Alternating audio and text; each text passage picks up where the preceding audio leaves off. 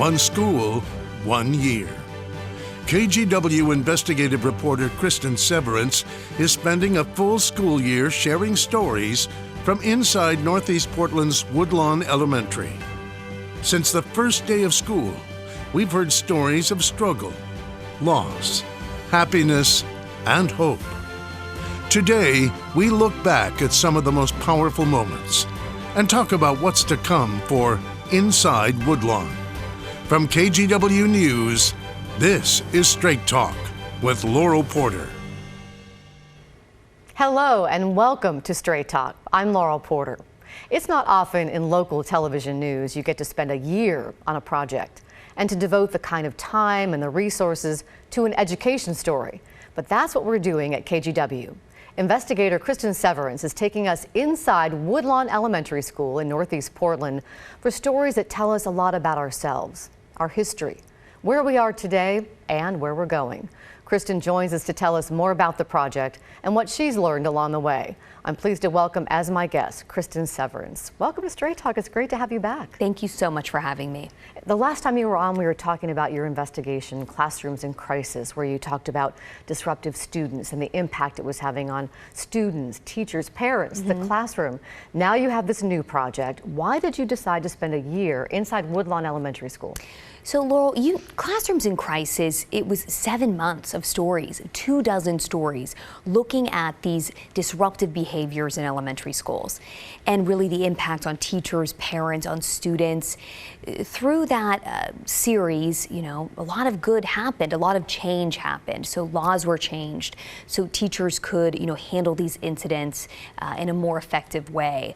There was a huge funding package that passed, so $2 billion are now going into our schools. And so we were feeling, pretty good about our coverage. And then we saw this documentary done by our sister station in Minneapolis, and it's called Love Them First. And they spent a year inside an elementary school in North Minneapolis. We were so inspired by this movie, by this documentary. I remember watching it at my desk here at work. I cried, and I said to our bosses, I said, there is so much more that we can do. There are so many stories that we need to tell. So we pitched this idea to Portland Public Schools. I actually showed them the trailer for that documentary on my phone, and they said yes. I said, let us spend a year inside a school telling stories. I knew it was a long shot, and they said, you can do it. And they picked Woodlawn Elementary School. Why, though, just spend a year in one school? Why not feature a number of schools? We really wanted to tell in-depth stories. We wanted to get to know students, get to know teachers, get to know parents in the community. If you changed every month, you really wouldn't build those relationships that we've been able to build. Let's take a look at where Woodlawn School is. Okay. It's located in Northeast Portland in the Woodlawn neighborhood. It's near Woodlawn Park in an area called the Deacom Triangle. Let's take a look at a clip from your very first episode where we got our very first look at Woodlawn Elementary. My first question to Woodlawn's principal, Andrea Porter Lopez, that day, and then to her students and staff at a welcome back fair a few days later, tell me about Woodlawn. Woodlawn is amazing. It is the best school in Northeast Portland. What's Woodlawn like? It's amazing, the best school I've ever went to, out of other two schools. Kind of remind me of home. You know what's going on in school, even though you're not here every day, because they call you, let you know what's going on, and I like it because they actually work with the students. One of my favorite things about the Woodlawn community is everyone treats the kids here like they're their own kids, right? Everyone wants the best for everyone that they're interacting with, and you can feel that right when you walk in the building. Woodlawn has my heart. This is a part of me. Like I said, I've been in the community my entire life, so proud to be a part of the Wildcat family. There's like a spirit about Woodlawn that is kind of indescribable, and I think you guys are going to see it as you're here through the year. Woodlawn was still one of the very few, 5 remaining majority black schools in the state 3 years ago. And there's ownership and pride in that. I go to Woodlawn and black girls matter. Our girls will tell you that. I really like this school. It's actually a really good school. You learn actually a lot here. They challenge you, the challenges are pretty hard, but they challenge you to do better things. One thing I heard a lot over those first few days of interviews from Andrea, from teachers, from everyone, Woodlawn is a neighborhood that's changing. And we are going to talk more about how that neighborhood is changing. But I want to know, what was the initial reaction when you, your photographer, Gene Cotton, also Kurt Austin, photojournalist Kurt Austin goes along with you. What was the initial reaction when you showed up at school? The initial reaction was, what? What do you want to do? You know, Andrea, the principal, had us come in and really pitch the idea to all the teachers. And there was a lot of skepticism. You know, when you say you want to spend a year in a school, a news crew, you know, teachers, their number one, you know, reaction is, well, the kids, you know, they're worried about the kids. Is this going to be disruptive to the kids or to the learning environment? But then after, you know, the first story, when people could really see, okay, this is what they want to do. They want to tell just real stories, you know, our story. Everything changed. And we were able to just really build these really great relationships and get to know the kids. You know, watching that clip, that was in August. I saw you smile too as you watched it. That was in August. I mean, the kids look so different now, and I just know them so well. So it's really been just an amazing experience to be inside the classrooms and just be around the kids. How do you feel when you're in the school? It's being, and teachers say this, and I never understood it until now, but the best part is being around the kids. It's so just joyful. They're so happy and they're so honest. You cannot tell kids what to say. I mean, so they will give you a real answer, you know, and that's been one of the best parts. We hear some of that in the clips we're going to see. Let's look at what the student population is. Woodlawn at a glance. There are 328 students, pre-K through the 5th grade. 41% are African American students, 25% are white, 21% Hispanic, 14% are learning English as a second language, and 73% are on free or reduced lunch program. And one of your early episodes, you looked at Woodlawn's goal of having more teachers of color, more teachers who represent that student population. So let's take a look at that and what the teachers had to say. Having teachers of color, it's more than just being a teacher of color. It's about sharing that perspective that, again, someone else from a different point of view may not be able to share. I'm able to talk about things in a more comfortable manner, whether it's between race, if we're talking about like historical things, I'm not afraid to talk about it with the students. I don't shy away from it. I don't try to sugarcoat it. What's it like having these teachers that look like you? It's really good because it makes me feel comfortable. When I was little, I didn't understand what racism was, what any type of stuff like that was. But now that I've had teachers that look like me explain it to me, it's like a part of my history, so it makes me feel happy that they're talking about it now, and being in their classes is just makes me happy. And that makes me happy just listening to her. The teachers told you that having students of color, it doesn't just benefit the students of color. Exactly. So having you know, teachers of color in Woodlawn and having, you know, male teachers of color especially, it does, of course, you know, it helps the students of color see someone who looks like them teaching, but also it helps the white students as well. It's a different perspective, and they say that is a big part of their school. I mean, the teachers I interviewed, that's really the heart of Woodlawn, and they're big leaders there. There are 2 black male first grade teachers. I think they said that was very unusual, isn't it? Yes, one of the first grade teachers, Mr. Lowry, he said it's like having 2 unicorns. It's unheard of in Oregon to have 2, black male first grade teachers. And a lot of those teachers went through a program called the Portland Teachers Program. That's a partnership between Portland State University, PPS, and I think Beaverton School District. But the future of that program isn't bright, is it? No, and that's it's disappointing. It's disappointing for the people who went through the Portland Teachers Program and for all of those, you know, students who hope to go through the program. Right now it's at a standstill. The program provides full tuition waivers for between 20 to 30 students, and it's a very intensive program. So you really cannot work or have a job when you're going through the program, because that is your job, to go through that program. They said it's really rigorous. It's very rigorous. There's, you know, it's not just papers. You have to learn a lot about different cultures, and yeah, it's very intense. And so right now, PSU cannot or will not provide the full tuition waivers, and so for now, really disappointing for a lot of prospective teachers. Right. We mentioned at the beginning, and you said in that first clip that we heard, that the neighborhood is changing, and one thing is gentrification. And a lot of the families who used to live there, some of the parents who were students at Woodlawn, they've been forced out of the neighborhood. They've been priced out of the neighborhood. They've had to move far out into Gresham area. And you met a mom named Alicia and her daughter Olivia, who drive between 22 and 30 minutes every morning to come to school. You rode along with them, and Olivia and Alicia shared with you how the neighborhood that Alicia grew up in is changed. What did she tell you? Right, she used to live in that neighborhood, and she showed us the house where she grew up, and she wants her, you know, her daughter to go to the school, and like half of the families there, she drives to get there.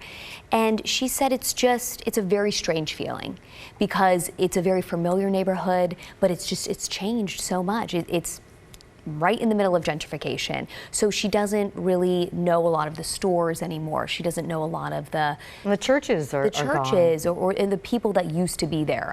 It's a changing neighborhood, and there's a lot of mixed feelings about it, you know, positive and negative. She said it would be strange to go back there, but yet she holds on to that dream that one day she can go back to the neighborhood. Let's listen to what she told you.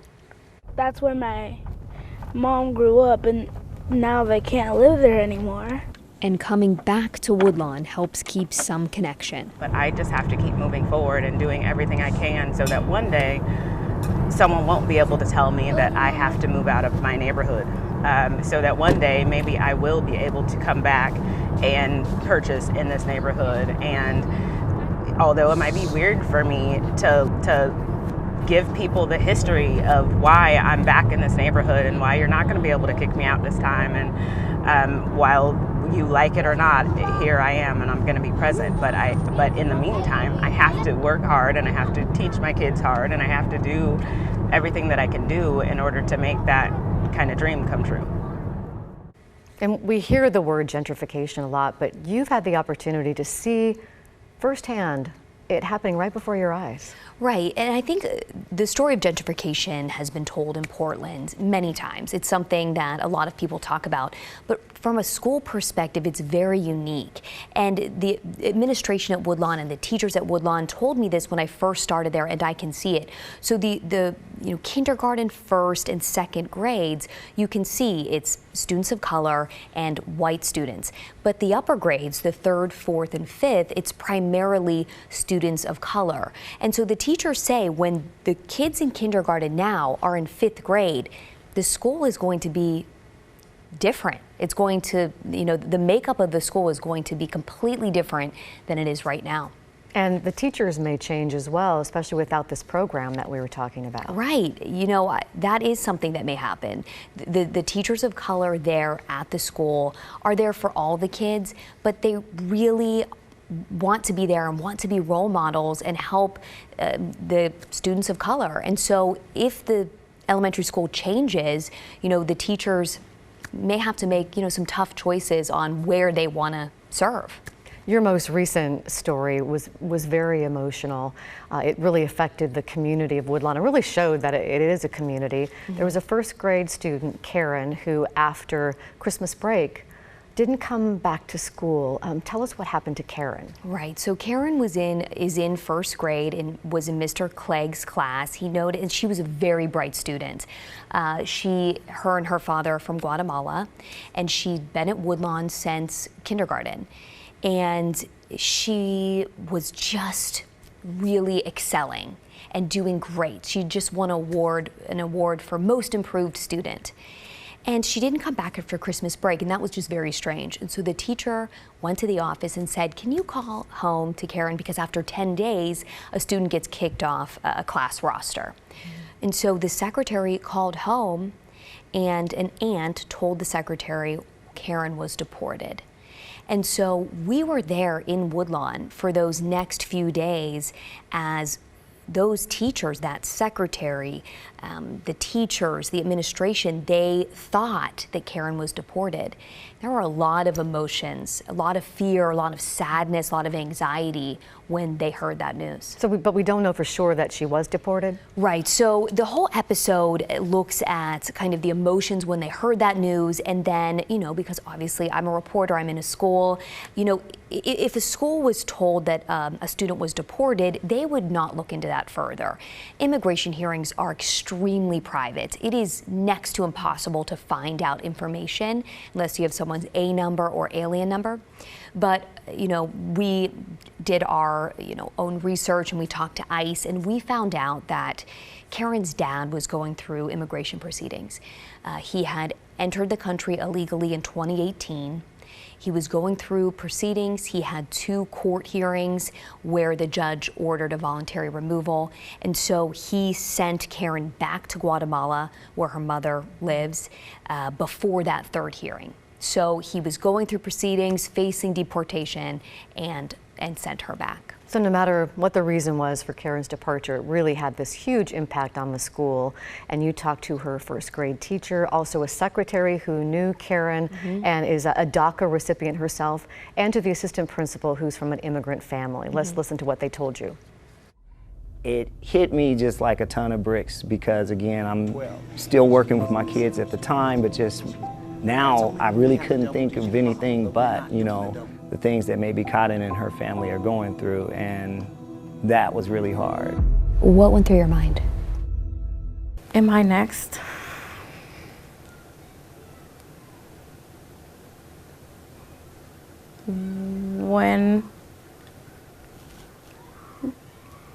How long will I have with my family?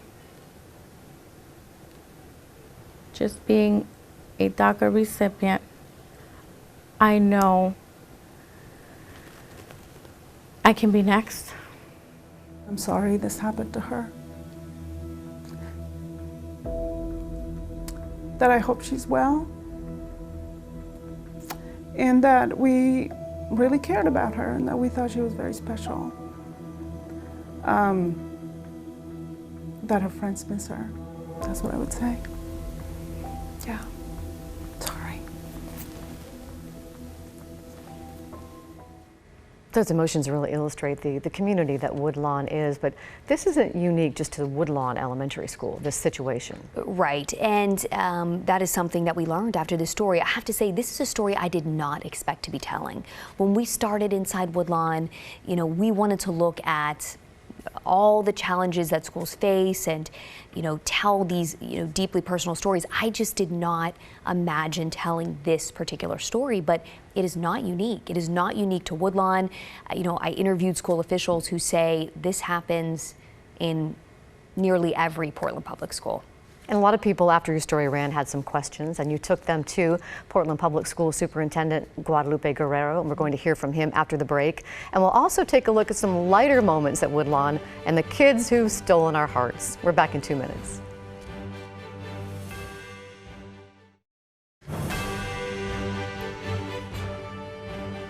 Welcome back to Straight Talk. I'm Laurel Porter. Before we get back to our conversation with KGW's Cristin Severance on her year-long project, Inside Woodlawn, I want to remind you that Straight Talk is now available as a podcast. Just open your phone's camera app and point it at the QR code on your screen now. It will take you to a link where you can download our podcast.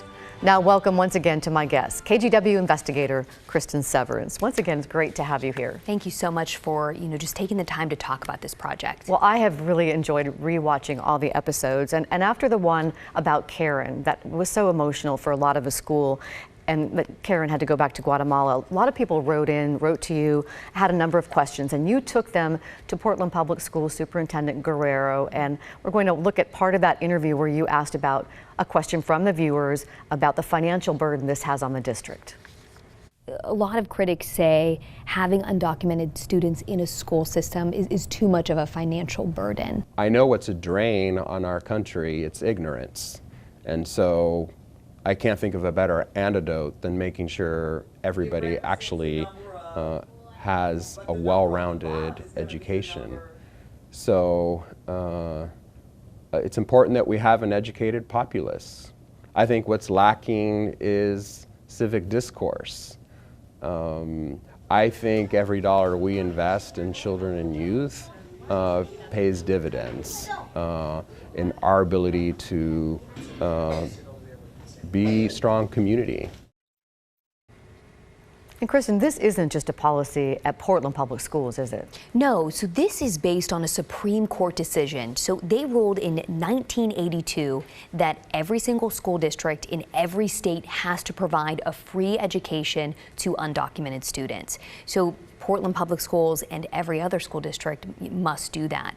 In Oregon, the School Board Association, the State School Board Association, they put out guidelines about this, saying that if a school were to cooperate with ICE, immigration officials, that could, violate that ruling, that could get in the way of providing an education. And if ICE officials want to go to the school, they have to go to the superintendent first? They do. They have to go to the superintendent in person and also the district's general counsel before they would go to any school. And at Woodlawn, if ICE officials were to show up at the school, they would go into lockdown.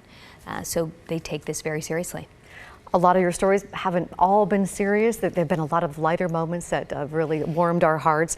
We have a clip that shows when you talk to kids about what they're thankful for Thanksgiving. Also one, Christmas for Kids, where some of the kids got to go to Fred Meyer and go shopping for warm clothing and things like that.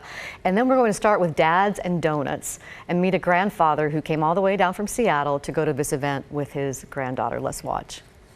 Because she called me and asked me could I come to have a donut with her. She don't ask for too much, but something I can do. And I love doing things for her. I'm not. She's been special to me ever since she's been here. And things she do and ask for is not much. But anything I can do for her make my day. Love you. Love you too. Why are you thankful to be at this school? I'm thankful to be at this school to have these amazing teachers and have this amazing experience to learn and have fun. Woodlawn is like a place that will make me happy. I don't consider Thanksgiving about the food. I think Thanksgiving is about family. My sister would like some toys over here. I see some babies. Destiny would like those. Pajamas. My sister would like that. Okay. Yes. That is so adorable. We have to get that. Have to get it? There's so many kids that don't even think about prices. 100% top with yes lift. Or don't even think about their other siblings. And Z was thinking about both. And hopefully we have enough money. We'll have enough money. We gotta go find shoes. But first we have to find some clothes for Destiny. She focused on Destiny more than she focused on herself. We don't really have a lot of presents going on yet, so I think this is the perfect time to get her some presents. Sometimes you have to cater for your sister and your family. What a great kid Z is. That was so fun to hear from. What's it been like for you to get to know these students and the teachers and parents? It's been amazing. The kids are just the best. The kids are the best. They're so honest, they're so fun, and they're so smart. Every time we interview them, we just, Jean and I, or Kurt and I, the photographers I work with on the project, we're just like, they're amazing. They're really amazing. It's just, we're so lucky to be able to do this. So what's next for Inside Woodlawn? Oh, that is the best part. We don't know. We don't know the stories. They're happening in real time. I do have some ideas. I want to do something on kindergarten. Is kindergarten too hard? I want to look at testing. That's such a hot button issue. But the best part about it is you just don't know until we're in the school and we say, oh my gosh, we have to tell that story. How hard is it going to be for you to say goodbye at the end of the school year? I don't even want to think about it. I really don't. I mean, the fifth graders, some of the fifth graders are I know you really shouldn't have favorites, but they're some of my favorite students. It's going to be so hard to say goodbye. Well, Cristin, thank you so much for joining us here on Straight Talk. If you'd like to watch Cristin's episodes, they're all right in one place for you to watch on KGW's YouTube page. Yeah, thank you so much for having me, Laurel. Well, our pleasure. We look forward to your next Inside Woodlawn episode. And don't forget, you can download Straight Talk as a podcast. We have a QR code that you can look at, or you can go to your favorite podcast store and download it there. Thanks for watching. We'll see you next week for Straight Talk.